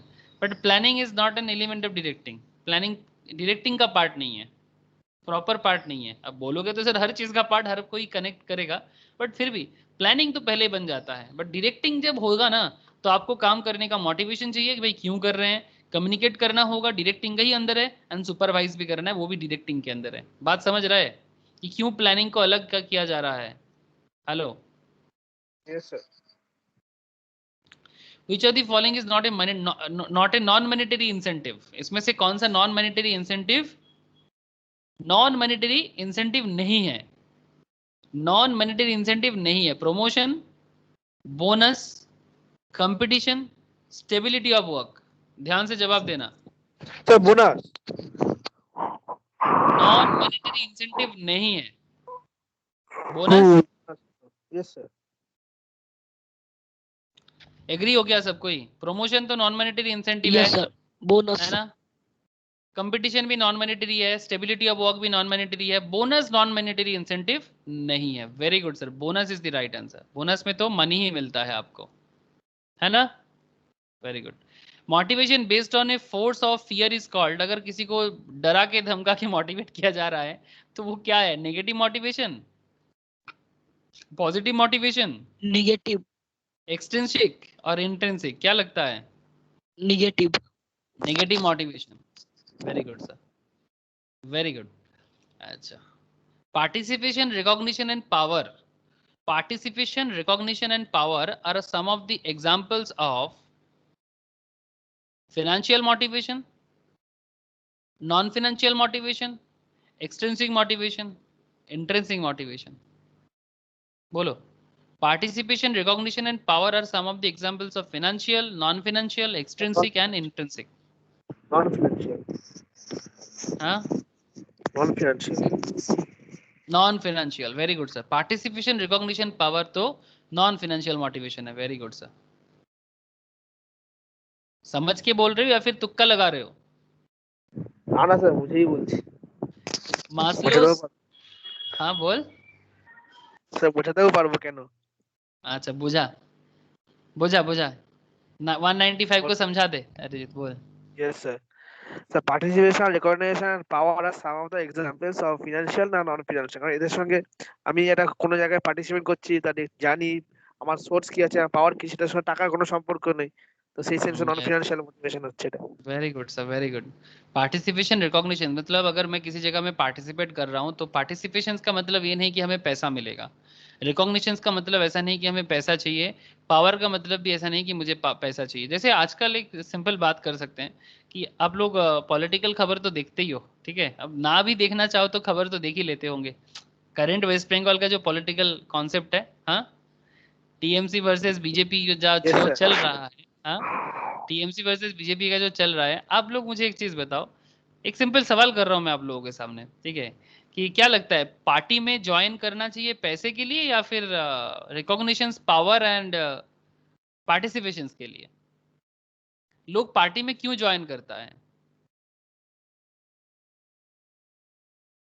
স্যার লোক তো What do you join think? করে টাকার জন্য। सर रिकॉग्निशन और पावर के लिए। रियल रियल अभी आया साहिल का जवाब, बड़ा बढ़िया है। एक्चुअली पार्टी में सर ज्वाइन उसके करना, बाद तो फिर पैसा आ ही जाता है। उसके बाद तो पैसा आ ही जाता है। देखिए सर, मैं ओरिजिनल पूछ रहा हूँ। एक्चुअली एक्चुअली क्या रीजन होता है पार्टी में ज्वाइन करने का? एक्चुअली क्या होना चाहिए, रियल क्या होना चाहिए? सुभाष चंद्र बोस क्यों पार्टी बनाया था? महात्मा गांधी क्यों पार्टी फॉर्म किया था? सरदार वल्लभ भाई पटेल क्यों पार्टी में था? आप बात समझ रहे हो? The great leader Shivaji Maharaj या फिर महाराणा प्रताप, इन्होंने क्यों पार्टी बनाया था? दल क्यों बनाते हैं? मेन रीजन है कि हम उसको रिकॉग्निशन चाहिए, उनको पावर चाहिए, उनको पार्टिसिपेशन चाहिए अपने कंट्री के लिए, अपने स्टेट के लिए। आजकल लोग पार्टी करते हैं सर पैसा के लिए, है ना? आजकल लोग पार्टी में ज्वाइन करते हैं पैसा के लिए, कि जहां जाके ये जो भीड़ जुगाड़ होता है ब्रिगेड में, हम लोग देखे हैं इस रिसेंट ट्रेंड में, ब्रिगेड मैदान में कितना कौन कितना भीड़ ला सकता है, ये एक चल रहा था, है ना? Sir CPM. हाँ, सीपीएम क्या? सीपीएम बेसी है नीचे। सबसे ज्यादा सीपीएम लाया? वो क्या कुछ लगता है? यस हाँ, हाँ सर नहीं सर, तुम आप लोगों के पास खबर सही नहीं है। तृणमूल सीपीएम नहीं। सीपीएम के ब्रिगेड में खबर है मेरे पास, एकदम रियल खबर है। सीपीएम के ब्रिगेड में 5.5 लाख लोग आया था। सीपीएम के ब्रिगेड में 5.5 लाख लोग आया था। भीड़ तो हुआ था सर बीजेपी के ब्रिगेड में 17 लाख लोग आया था सर। रियल खबर बता रहा हूं मैं, कोई ऐसे बना हुआ खबर नहीं है। 17 लाख लोग आया था सीपीएम के ब्रिगेड में। तो क्या बताऊं, उसमें तो वो फुरफुरा शरीफ वाले लाया था। ठीक है, चलो बाद में बात करेंगे। सबसे ज्यादा लोग नहीं आता, जो भी हो। पॉइंट इज दैट कि कौन कितना लोग ला रहे हैं, ठीक है? अब लोग क्यों आता है? फ्री में खाना चाहिए, पैसा चाहिए, ठीक है? अब इस तरह का खेल चलता है। लोग भी ऐसे ही नहीं आ जाता प्यार करके, नहीं मेरा पार्टी का लोग आ रहा है, मेरा लीडर आ रहा है, मैं देखने आऊं। आजकल ऐसा वाला बात नहीं है। चलो ये एक बेकार बात है। I hope you understand.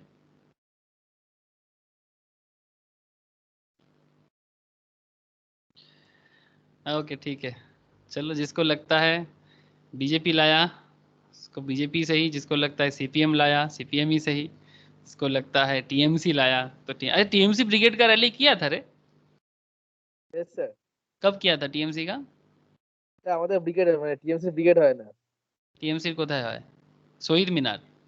Shahid Minar sir. हाँ, আমাদের মানে তৃণমূলের ধর্মতলা, ধর্মতলা চলো। धर्मतला चलो। ओके, अच्छा। मास्लोस मोटिवेशन, चलो Maslow's motivation theory is on the basis of what? Sir need. मास, हाँ, need. Very good sir, Maslow is based on need theory. हाँ, 196 का B, very good sir, need theory. Need के basis में motivation आता है।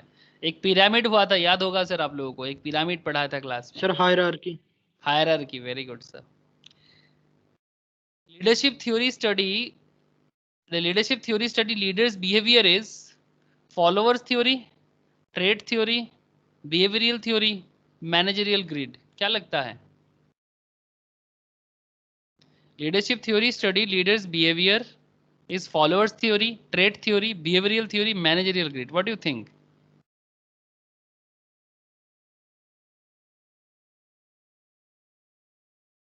किसी को कुछ नहीं लगता? सर बिहेवियरल थ्योरी होगा।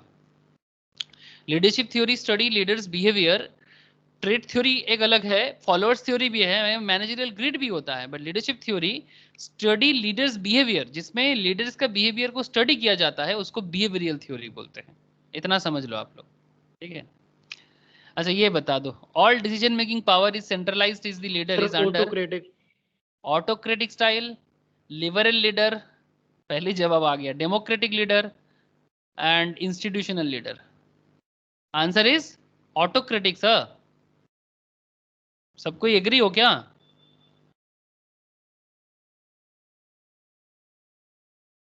अरे बोलो, एग्री हो कि नहीं? Yes, sir. Okay sir. अच्छा, the leader makes a decision in consultation with his follower, autocratic, liberal, क्या लगता है? Sir liberal. Democratic, institutional? Liberal autocratic, liberal, democratic, in consultation with his follower sir. जनता से पूछेगा, डेमोक्रेटिक होगा ना? Democratic है फिर। डेमोक्रेटिक। हाँ, जनता से पूछेगा, डेमोक्रेटिक है। तो ये बता दो sir, grapevine is associated with, ये कम्युनिकेशन का एक पॉइंट है, बड़ा इंटरेस्टिंग पॉइंट है। Grapevine is associated with formal communication, informal communication, जानते हो ग्रेपवाइन क्या होता है? Horizontal communication, vertical communication. Sir grapevine वो होता है जैसे कि वो र्यूमर फैलाया जाता है ना, sir informal communication. Informal communication है, वेरी गुड सर। र्यूमर फैला जाता है, किसी के बारे में र्यूमर फैलाया जाता है। तो जब र्यूमर फैला जाता है, और र्यूमर जो होता है ना वो कानाघुसी ऐसे चलता रहता है, जैसे वो क्या बोलते हैं उसको, एक तरह का कम्युनिकेशन चलते ना, अरे पता है बॉस का शादी हो गया, अरे पता है उसका अफेयर्स चल रहा है, काइंड ऑफ ऐसे ऑफिस के अंदर ही चलता रहता है, ठीक है? या फिर पता है आज हम लोगों का ट्रेनिंग में इसको इस बार बॉस बनाया जा रहा है, मतलब पता नहीं एक्चुअल में क्या है, सही गलत पता नहीं चलता, बट फिर ऐसा खबर निकलता है कि अरे पता है कि इस बार अगर हम लोग अच्छा काम करेंगे तो फिर हम लोगों को एक्स्ट्रा बोनस मिलेगा। तो लोग ना ये मन ही मन में कुछ ना कुछ सोच लेता है। तो grapevine is associated with informal communication. Very good sir. अरे सर यहाँ पर ना हम लोग अलग अलग देखो, स्टाफिंग, कंट्रोलिंग और भी काफ़ी क्वेश्चंस है। मैं कोशिश कर रहा हूँ जितना हो सकता है आप लोगों के साथ थोड़ा बात कर लेने का। चलो ये बता दो, ये भी कुछ अच्छा क्वेश्चन है। Father of principles of management किसको बोलेंगे sir? Father of principle of management, Mark Parker, Leon Fayol. गिलवर्थ, Henri Fayol, Elton Mayo. Principle of management Henri Fayol. Fayol.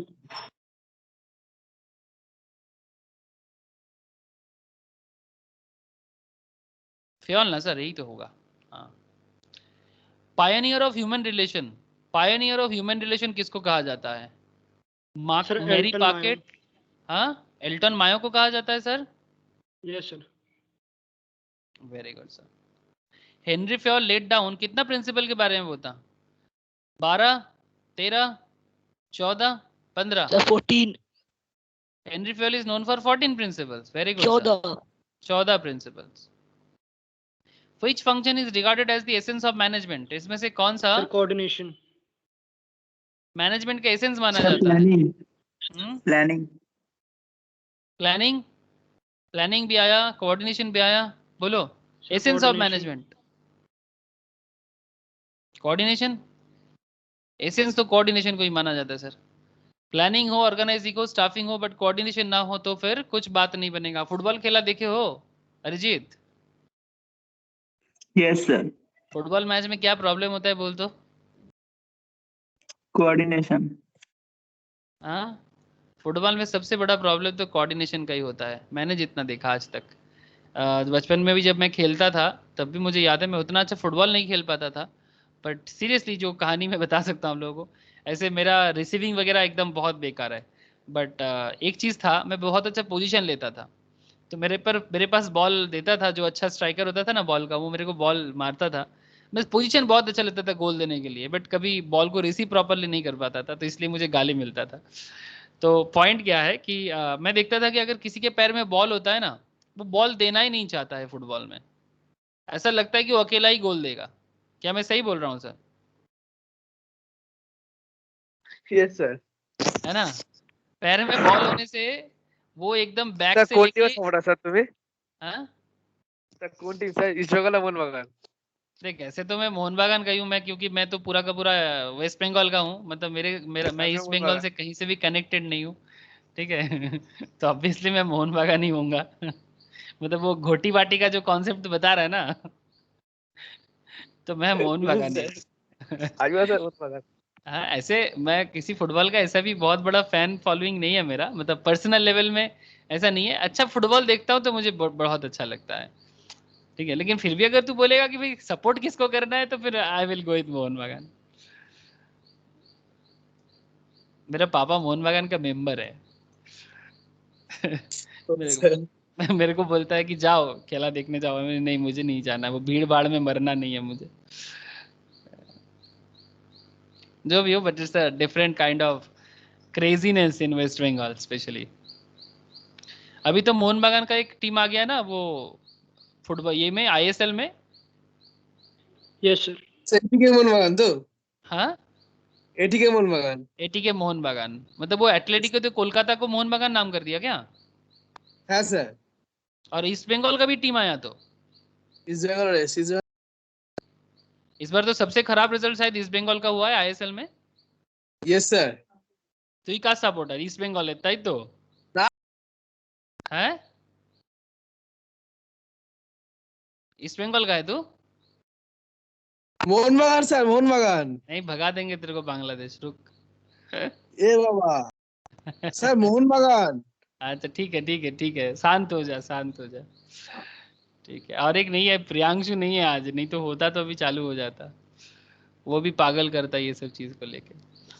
अच्छा, which function is regarded to coordination? Very good sir. अच्छा ये बता दो, ये बहुत फेमस क्वेश्चन है। Spirit A. De corps means Sir, A union is strength. union is strength, service is our motto, Sir, buyer A. beware, product is our strength। A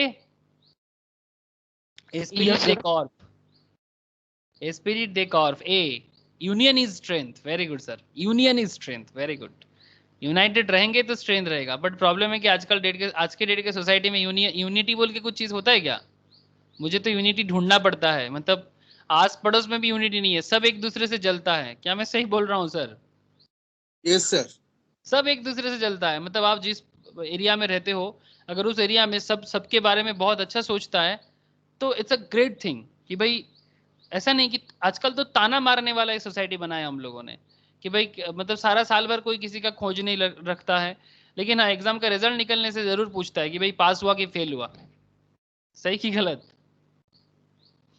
हाँ, और ऐसा नहीं बोलेगा कि भाई तुम अच्छा करो, उल्टा सुनाएगा कि उसका क्या हुआ है। ठीक है, बाद में उनका Sir, compare करने लगेगा। कंपेयर करने लगेगा। मतलब कभी मोटिवेट नहीं करेगा कि भाई नहीं कोई बात नहीं, आप जो कर रहे हो अच्छा करो, मेरा जो कर रहा है अच्छा कर रहा है, ऐसा नहीं है। तो यूनियन इज स्ट्रेंथ वाला कॉन्सेप्ट सोसाइटी में है ही नहीं। पता नहीं कैसा सोसाइटी बना दिया हम लोगों ने। मतलब कभी कभी मन करता है ना, मतलब सबको काट डालूं। मतलब ऐसा सोसाइटी से तो अच्छा है सबको काट डाल के मर जाऊं। चलो very good sir. Planning is a primary function, Sir, primary function. Secondary function, supplementary function, none of the above. So primary. Primary. जवाब तो पहले ही आ गया, primary function. Strategic planning is done at high level management, low level management, subordinates, worker, कौन Sir, high करता है? level of management. Strategic planning high level management sir? Yes obviously high level management. Operational planning क्या है? Long term, medium term, short term, annual planning. क्या लगता है? Operational planning long, medium, short, annual क्या है? क्या होना चाहिए? Sir, annual. सर ऑपरेशनल है, शॉर्ट टर्म होगा। Yes sir operational planning short term में होता है। एनुअल प्लानिंग तुम ऑपरेशन मतलब क्या ना, जैसे अब तुम लोग का एग्जाम का प्लानिंग जो है वो क्या करोगे कैसे भी करके ठीक ठाक निकल जाए, शॉर्ट टर्म प्लान करोगे या लॉन्ग टर्म प्लान करोगे? जिन लोगों का एग्जाम आ रहा है शॉर्ट टर्म। शॉर्ट टर्म करोगे ना, तो ऑपरेशन क्या है? Mission exam.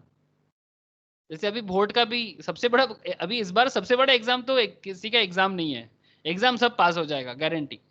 मैं बोलता हूँ एग्जाम सब पास हो जाएगा, बस पॉइंट ये है कि जो लोगों ने नॉलेज लिया वो लोग अपने आप को आगे सरवाइव करा पाएगा, ठीक है। बिकॉज मतलब जब आगे आगे ऐसा होगा ना, एजुकेशन का ऐसा हालत हो गया है अभी कोविड के कारण, और स्पेशली वेस्ट बंगाल में वोट के कारण, जो लोग वेस्ट बंगाल में पढ़ाई कर रहे हैं, एजुकेशन का मतलब तो तहस नहस हो गया है।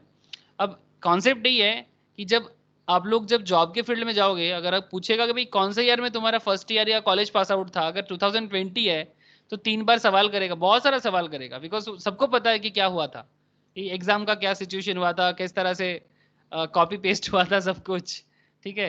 लेकिन अगर नॉलेज रखोगे तो बच जाओगे, लेकिन नॉलेज नहीं रखोगे मर जाओगे सर। जॉब में बहुत प्रॉब्लम होगा, या फिर अपने आप को भी एस्टेब्लिश करने में। मतलब इस बार तो ऐसा ऐसा हो रहा है, जो लोग सारा साल भर कुछ नहीं पढ़ते वो भी पास कर रहा है, जो जेन्युइन फैक्ट वही बता रहा हूँ मैं आप लोग। अब चलो सर, अब वोट का स्थिति भी, इस बार तो सबसे बड़ा एग्जाम तो वेस्ट बंगाल में वोट का ही है, इलेक्शन वाला वोट है। क्या होगा पता नहीं, बट कुछ तो होगा। पता नहीं आप लोग किसके सपोर्टर हो, मैं तो परिवर्तन के साथ हूँ, कुछ भी हो जाए चेंज हो जाए।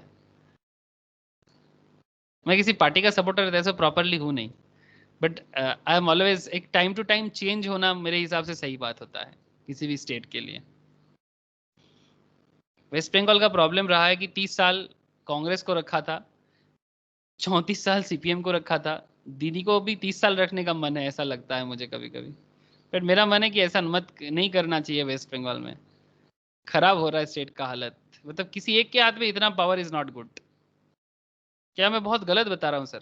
Seriously I am not any oh sir fan of any, मतलब फैन ऑफ एनी पर्टिकुलर मतलब पॉलिटिकल पार्टी, ऐसा मेरा कोई भी बात नहीं है। बट हाँ, अच्छा काम अगर कोई करता है, जो भी करे, चाहे ममता बनर्जी करे, मोदी करे, या फिर any other party in any kind of area, but seriously मेरे हिसाब से एक लॉजिकल, हम लोग एडुकेटेड है सर, मतलब एटलीस्ट हम लोगों को तो कोई ऐसा पर्सनल बेनिफिट नहीं होना चाहिए। जो लोगों को पर्सनल बेनिफिट होता है वो लोग अपने बारे में जरूर सोचेगा, बट एटलीस्ट पर्सनल बेनिफिट ना हो तो चेंज करना सबसे लॉजिकल है। Don't you think? चेंज करने से क्या है बोलो तो, कि वो जो एक स्टेबिलिटी है ना गवर्नमेंट का, कि किसी को ऐसा नहीं लगे कि वो उनका पापा का प्रॉपर्टी चला रहा है, ठीक है। सबको फीलिंग होगा कि देश का जनता का प्रॉपर्टी है, हम लोग समय के साथ साथ डेवलपमेंट करें, नहीं तो हमें भी जाना पड़ेगा। मतलब वही गद्दी वाला जो एक है ना सर, कि भाई मेरा ही है सब कुछ, मेरा ही है, क्या उखाड़ लेगा तू, मतलब ऐसा वाला कॉन्सेप्ट नहीं आएगा। किसी को सर पे नहीं चढ़ाना चाहिए, बस यही कॉन्सेप्ट मेरा हमेशा काम करता है। तो हमेशा 5-10 साल छोड़ छोड़ के चेंज करते रहो। ये 5 साल तो मिनिमम रखना ही पड़ता है, मैक्सिमम 10 साल। दीदी को मैंने 10 साल रखा, सीरियसली दीदी को 10 साल रखा मैंने अपने तरफ से, तो मैंने 10 साल दिया दीदी को। बट मुझे लगता है अभी दीदी को नहीं रखना चाहिए, चेंज करना चाहिए, किसी और को लाना चाहिए जो पावर में आ सकता है। फिर उसके बाद फिर से किसी और को लाएंगे जो उस टाइम पे बेस्ट लगेगा। लेकिन एक बार में 30 साल 34 साल, I don't think this is a good thing. Sir বেঙ্গলে এমপ্লয়মেন্টটা কবে স্যার আসবে? एम्प्लॉयमेंट कब कैसे आएगा, वही तो मैं बोल रहा हूँ, कैसे आएगा एम्प्लॉयमेंट? सबसे बड़ा बात ना कि यहाँ पर प्रॉब्लम है कि স্যার बंगाली, সব ভালো স্যার, একটা জিনিস খুব বাজে লাগে আমার, যেটা পার্সোনালি ওই 2 টাকা কেজি চাল এই দেওয়া। আচ্ছা চাল ফাল দিয়ে কি হবে? লোকে কাজের জায়গাটা করে দিলে সেটা তো নিজেই সে दिस इज মানে दिस পূরণ इज করতে পারে। This is very cheap politics. देख एक चीज एक चीज मैं एक जन बात कर रहा था, मैं अपना पर्सनल व्यू बता रहा हूँ, ठीक है। मतलब आप लोग मुझे पॉलिटिकल पार्टी का कोई मत समझ लेना, इट्स जस्ट अ सिंपल, पूछ रहे तो बता रहा हूँ कि एक जन एक जगह में बता रहा था कि ममता बनर्जी, मतलब हमारा जो दीदी है वो एकदम सिंपल लिविंग करते हैं, चप्पल पहनते हैं, नॉर्मल साड़ी पहनते हैं, ठीक है। तो उनका लिविंग स्टैंडर्ड बहुत लो है और हाई फाई गाड़ी में भी नहीं चढ़ते, जहां पर उल्टा साइड में मोदी 10 करोड़ के गाड़ी में चढ़ते हैं और 10 लाख की शूट पहनते हैं, ठीक है। तो एक बंदा बता रहा है, ठीक है, मैं टोटली एग्री करता हूँ बात के साथ, अगर मैं मोदी वर्सेस ममता भी बात करूं, बट एक पॉइंट है, मतलब ये स्नेहासिस की पॉइंट के साथ कनेक्टेड पॉइंट है, मोदी वर्सेस ममता, ठीक है। अब तो बहुत जोर का बात है, क्योंकि ममता दीदी बंगाल में बहुत जोर का एक कनेक्टिविटी रखा है।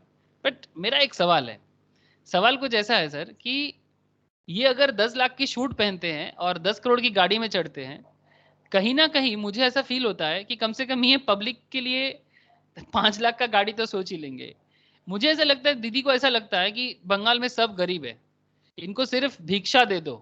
करेंटली मोदी आके क्या करेगा आई डोंट नो, बट दीदी का फीलिंग कुछ ऐसा है कि हम सब गरीब हैं, हमें बस चावल दे दो। दिस इज 2021, मतलब कभी कभी मुझे ऐसा फीलिंग आता है कि हम लोग 1947 में हैं। आप लोगों को नहीं लगता? मतलब जिस तरह से करंट गवर्नमेंट वेस्ट बंगाल को चला रहे हैं, कैसा फीलिंग आ जाता है कि जैसे हम लोगों को मतलब दक्षिणा में कुछ दे दिया तो बहुत अच्छा। मतलब ऐसा बोलते भी ऐसे हैं कि ये कर दिया वो कर दिया, और क्या चाहिए आप लोगों को, काइंड ऑफ दैट। लेकिन कोई ये नहीं बताता कि भाई आप लोग कुछ बड़ा सोचो। कभी एंटरप्रेन्योरशिप के बारे में बोलते ही नहीं है, कभी बिजनेस के बारे में बोलते ही नहीं है। अब कॉन्सेप्ट क्या है ना, अगर देश की सीएम एंटरप्रेन्योरशिप के बारे में नहीं बोलेगा, बिजनेस का एनवायरनमेंट क्रिएट नहीं कर पाएगा, ठीक है, तो फिर मुझे बताओ कौन आएगा वेस्ट बंगाल में कंपनी बनाने? आप ही लोग मुझे बता दो। स्टेबल गवर्नमेंट चाहिए कि नहीं चाहिए? मतलब एक लीडर के पास, आप लोग लीडरशिप पढ़ रहे हो मैनेजमेंट में, एक लीडर के पास इतना पावर तो होना चाहिए कि जो सबको एक साथ लेके चल पाए। अगर उसी में प्रॉब्लम क्रिएट हो जाए तो फिर वो लीडर कैसा? आप मेरा बात समझो। मोदी ममता में बात करता हूं तो शायद मे बी फैमिली में झगड़ा हो सकता है, बट जब अगर मैं बोलूं कि विराट कोहली अपना टीम को मैनेज नहीं कर पा रहा है, सब विराट कोहली के कैप्टेंसी में खेलना नहीं चाहता, तो क्या बोलोगे? हेलो, आप लोग मेरा बात समझ पा रहे कि नहीं पा रहे? सर लीडरशिप अच्छा नहीं है। लीडरशिप अगर अच्छा नहीं है तो फिर आप मुझे बताओ ना, फिर कौन लीडरशिप बनाएगा? मतलब कोई तो होगा। अगर विराट कोहली, मतलब मोदी ममता, क्योंकि यहाँ पर देखो बहुत लोग ममता दीदी को बहुत लोग पसंद करते हैं, मैं भी पर्सनली पसंद करता था बोल के ही तो मैंने 10 साल उनको चुना। मैंने अपने पर्सनल व्यू बता रहा हूँ, ठीक है। अब विराट कोहली के साथ अगर कोई जाना नहीं चाहता तो फिर विराट कोहली टीम को कैसे लीड कर पाएगा? नहीं कर सकता। सिमिलरली ममता दीदी के साथ जो उनका मेन जो लीडर थे वो कोई नहीं रहना चाहता। क्यों नहीं रहना चाहता? प्रॉब्लम क्या है? अगर आप अपने ही पार्टी के अंदर अपना, आपके पास पावर है, मोस्ट इंपॉर्टेंट क्या है, you have a power, but अगर आप पावर पाने के बाद भी एक टीम को मैनेज नहीं कर पा रहे, एक स्टेट को मैनेज नहीं कर पा रहे, ये फेलियरिटी है कि नहीं है? लीडरशिप का फेलियरिटी है कि नहीं है? आप ही लोग मुझे बताओ। जिसको मन है उसको वोट दे देना, या फिर फैमिली जिसको चाहते हैं उसको वोट दे देगा, but I am just asking about the leadership and management quality. It's very relevant for the today's purpose. Snehashish बोलो, मैं पूछ रहा हूँ, मतलब yes sir. I don't want to make any kind of debate, but I am just asking कि what is the leadership quality here? मतलब ये आपने, आप लोगों ने एक सवाल किया ना कि सर वेस्ट बंगाल में जॉब का सिचुएशन कैसे ठीक होगा। अब वही तो मैं पूछना चाहता हूँ कि जॉब का सिचुएशन ठीक होने से पहले, सबसे पहले तो आपको अपना स्टेट को स्टेबल रखना होगा। जब तक स्टेबल नहीं होगा, देखो बिजनेस कभी भी ना अनस्टेबल पोजीशंस पे नहीं हो सकता। आज अगर आप, चलो मोदी ममता पे बात हो रहा है, तो फिर गुजरात में भी बात होना चाहिए। हाँ, अब गुजरात स्टेबल है कि नहीं है, बता दो मुझे। गुजरात स्टेबल है कि नहीं? कभी अगर आप लोग गुजरात घूमने जाओगे ना, पता चलेगा। गुजरात का एक एक सिटी में जाओगे तो पता चलेगा। कंपेयर करना है तो वैसे ही कंपेयर करना चाहिए। गुजरात का एक एक सिटी, कभी भी अगर आप लोग टूर करते हो ना गुजरात, तो फिर जरूर घूम के आओ, देख के आओ कि क्या रोड बना है, क्या मतलब सिटी बना है, एम्प्लॉयमेंट का क्या सिनारियो बना के रखा है, स्टेबिलिटी है कि नहीं है।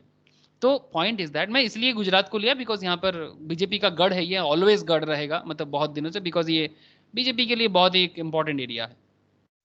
एंड ममता दीदी यहाँ पर टीएमसी का, हम लोगों ने तो बहुत भरोसा किया इन पे, बट कर क्या रहा है? लोगों को मोटिवेट करने के लिए बोलते हैं चॉप बना लो। अरे भाई हम लोग इतना पढ़ाई कर रहे हैं चॉप बनाने के लिए, एक सीएम होके आप ऐसे कैसे बोल सकते हो कि चॉप का दुकान खोल लो? चॉप के दुकान में कोई बुराई नहीं है, बट इसमें लोग मोटिवेट होगा कि डिमोटिवेट होगा? What do you think? Demotivate.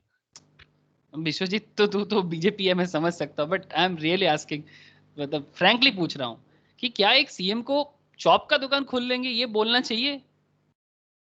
Ultimately बेकार हो जाएगा तो चॉप का ही दुकान खोलेगा, या फिर जो भी, लेकिन कुछ बेहतर भी तो बोल सकता है, बड़ा पाव भी बोल सकता था, लेकिन नहीं। कहाँ आप टेक्नोलॉजी में डेवलपमेंट का बात करोगे, कहाँ आप टॉप लेवल ऑफ, आज के डेट में आर्टिफिशियल इंटेलिजेंस का जमाना है, आज के डेट में एआई का जमाना है, क्लाउड का जमाना है, कहाँ आप लोगों को बेहतर बिजनेस फाइनेंशियल मैनेजमेंट का जमाना है, आप बेहतर चीजें बोलोगे क्योंकि आप सोच ही नहीं सकते। आप मेरा बात समझ पा रहे हो? अरे सोच होगा तब ना बताएंगे। ज्योति बासु ने भी same to same type problem create किया था। जब कंप्यूटर मैंडेटरी था तब कंप्यूटर नहीं लाए, जब इंग्लिश मैंडेटरी था इंग्लिश हटा दिए। आप मेरा बात समझ पा रहे हो? देखो कभी बीजेपी का सरकार तो वेस्ट बंगाल में आया नहीं, तो मैं इनके बारे में बोल नहीं सकता। बट हाँ, yes, I can talk about CPM, I can talk about TMC, because देखा गया है कि सीपीएम के लीडरशिप में ये प्रॉब्लम हुआ था। सीपीएम की लीडरशिप में ये प्रॉब्लम हुआ था कि ज्योति बासु जो सीपीएम के बहुत फेमस लीडर थे, उन्होंने कंप्यूटर जब पूरा भारत में अप्लाई हो गया था, यू ऑल नो, अगर आप लोग घर में पापा को पूछेंगे तो बोल देगा। अब हो सकता है घर में किसी का सपोर्टिंग सीपीएम को साथ हो, किसी का जो वो अपना अपना हो सकता है, but I am talking about the real fact. English नहीं था सर प्राइमरी लेवल पे, हम लोग जब पढ़ाई करते थे, मेरे से 7 साल और मेरे बाद और 5 साल तक इंग्लिश नहीं था प्राइमरी लेवल पे। जो लोग कन्वेंट में पढ़ता था उनका अलग बात। कंप्यूटर हटा दिया गया था, मतलब जहां पूरा भारत में कंप्यूटर आ गया था, बोला कि अनएम्प्लॉयमेंट हो जाएगा। अरे जो समय आज के डेट में कंप्यूटर ही तो जॉब क्रिएट करता है। हाँ सर बोलो, विजनरी, आप समझ सकते हो मेरा बात। ज्योति बासु का बात मैं इसलिए बोला कि वो तो बहुत बड़ा नेता थे, मतलब इनके कहने पर इतना लोग आता था सर, मैं आपको क्या बताऊं। सीपीएम की लीडरशिप में बहुत बड़ा, इवन एक बार तो प्राइम मिनिस्टर बनने का भी बात हुआ था, लेकिन इन्होंने नहीं लिया, वो अलग बात। लेकिन पॉइंट इज दैट एक चीफ मिनिस्टर होने के नाते आपका विजन दूर का होना चाहिए, समय की मांग को पढ़ना चाहिए, बट आप नहीं कर पाए। बट अगर सिमिलर पैरामीटर में और एक चीफ मिनिस्टर के बारे में बताऊं तो आप लोग एग्री करोगे कि yes sir, I am right. Doctor Bidhan Chandra Roy, नाम सुने हो सर? ये भी वेस्ट बंगाल का एक फेमस चीफ मिनिस्टर थे। इन्हीं के टाइम पे आईआईटी बना था, इन्हीं के टाइम पे डीवीसी बना था, बहुत सारा प्रोजेक्ट में काम हुआ था। मतलब आप समझ भी नहीं सकते, ये डॉक्टर थे पेशा में और बहुत अच्छा इंसान थे और विजनरी भी थे, दूर का देख सकते थे। मतलब अगर मैं सीएम का कंपैरिजन करूं तो सीएम ऐसा होना चाहिए या फिर लीडर ऐसा होना चाहिए हमारा जो सच में विजनरी हो, जो दूर का देख पाए, तब जाके स्टेबल गवर्नमेंट होगा, तब जाके जॉब क्रिएशन होगा, तब जाके कंपनी आएगा, तब जाके प्रॉब्लम सॉल्व होगा। तो ऑलवेज अभी सिचुएशन चेंज का है तो चेंज करना चाहिए। This is my point. पता नहीं बंगाल क्या करेगा, क्योंकि बंगाल तो अपने आप को बहुत ज़्यादा स्मार्ट समझते हैं, बट स्मार्ट के हालत में ऐसा हो गया कि कहीं का नहीं रह रहा है। अरे कुछ समझ में आया कंपैरिजन? मैं जबरदस्ती कुछ भी नहीं कहना चाहता आप लोगों को, मैं जस्ट फैक्ट बता रहा हूँ। बाकी आप लोग इसको चेक भी कर सकते हो। अरिजीत स्नेहाशीष बोल, समझ में आया कि नहीं आया? হ্যাঁ স্যার ভালো देख मेरे को कि ऐसा कोई शौक नहीं है कि किसी को जबरदस्ती तुम बीजेपी को वोट दे दो, नहीं, नॉट लाइक दैट। मतलब जो जरूरी है आपके लिए, जो जरूरी है बंगाल के लिए, वो करना अच्छा लगेगा मेरे हिसाब से। बताओ, the term span of management is also known as span of business, span of control, span of activity, span of planning. क्या लगता है?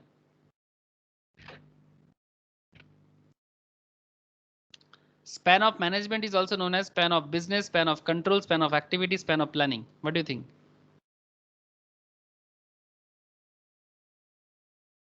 बोलो।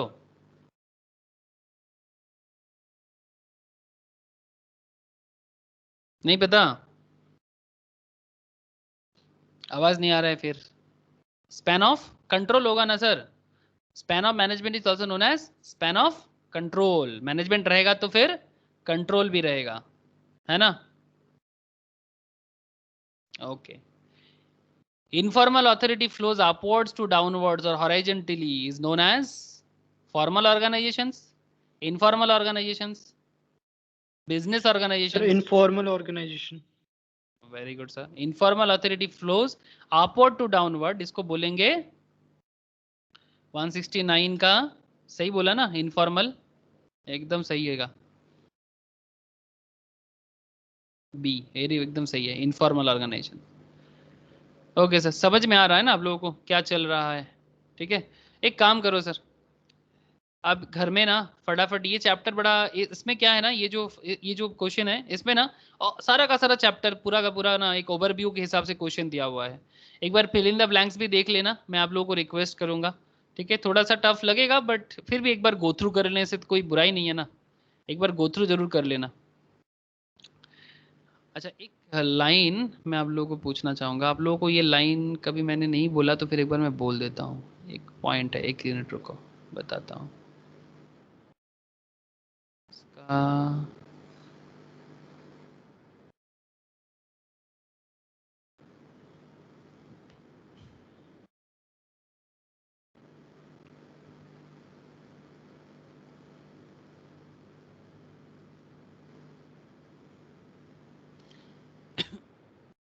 कुछ मैचिंग भी है, आप लोग मैचिंग करके बताओगे इसमें साथ किसका मैचिंग होगा।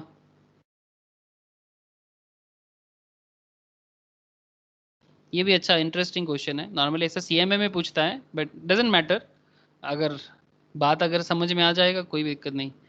Placement, introduction of a person to a job, training, training के बारे में बोल रहे हैं। मतलब आप लोग बताओ कि इसके कौन से पॉइंट के साथ किसको मैच कराना है। बचपन में आप लोग करते थे इस तरह का। Sir D.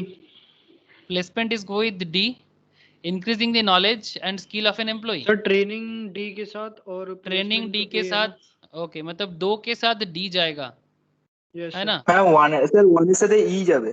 वन के साथ employment exchange. No sir, internal sources में एम्प्लॉयमेंट एक्सचेंज आएगा। प्लेसमेंट के बारे में बताओ, प्लेसमेंट क्या हो जाएगा। Sir introduction of a person to a job.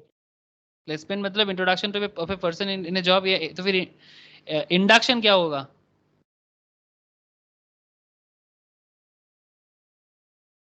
Sir assigning and responsibility.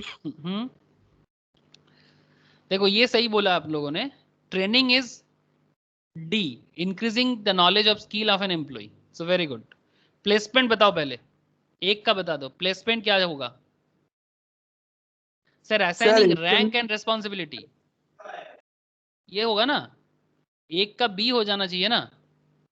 Assigning rank and responsibility, तभी तो प्लेसमेंट, मतलब किसको कौन सा जगह में प्लेस करना चाहिए तभी तो होगा। इंडक्शन मतलब introduction of a person to a job. Internal source मतलब सर ट्रांसफर। इंटरनल सोर्स चला जाएगा आपका ट्रांसफर के साथ, वेरी गुड। और एक्सटर्नल सोर्स मतलब हो जाएगा एम्प्लॉयमेंट एक्सचेंज, ये एकदम सही सही बना हुआ है। एक्सटर्नल सोर्स मतलब एम्प्लॉयमेंट एक्सचेंज, मतलब बाहर से लिया जाएगा। ठीक है, बाकी थोड़ा एक बार देखना। अच्छा यहाँ पर कुछ जस्ट इन ए सेंटेंस बोला है, एक लाइन में आप, एक चीज मैं आपको बोलना चाहूंगा, एक ये लाइन, इसका मतलब बता सकते हो। POSD CORB, पॉड्स कॉर्प, जो भी बोलो आप, POSD CORB, इसका मतलब क्या है।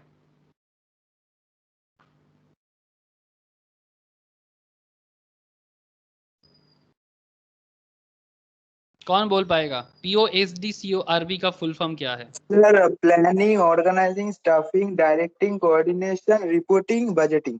Very good sir. Planning, organising, staffing, directing, controlling, ये ओ का क्या मतलब बताया।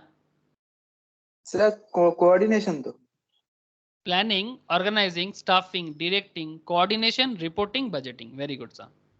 ठीक है, कोऑर्डिनेशन एंड कंट्रोलिंग एक साथ ही हो जाता है, और रिपोर्टिंग एंड बजटिंग याद रहेगा सर। POSD CORB, या फिर लिख के दूं, लिख लो POSD CORB, लिखो क्या क्या हो जाएगा। POSD CORB, P for planning, okay, planning हो जाएगा, याद रखना, अच्छा पॉइंट है ये। O फॉर हो जाएगा ऑर्गेनाइजिंग, ऑर्गेनाइजिंग, ठीक है। S फॉर हो जाएगा स्टाफिंग,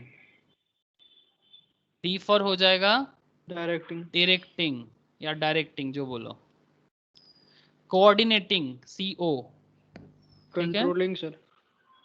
हाँ, कोऑर्डिनेटिंग कंट्रोलिंग दोनों ही आ जाएगा इसमें।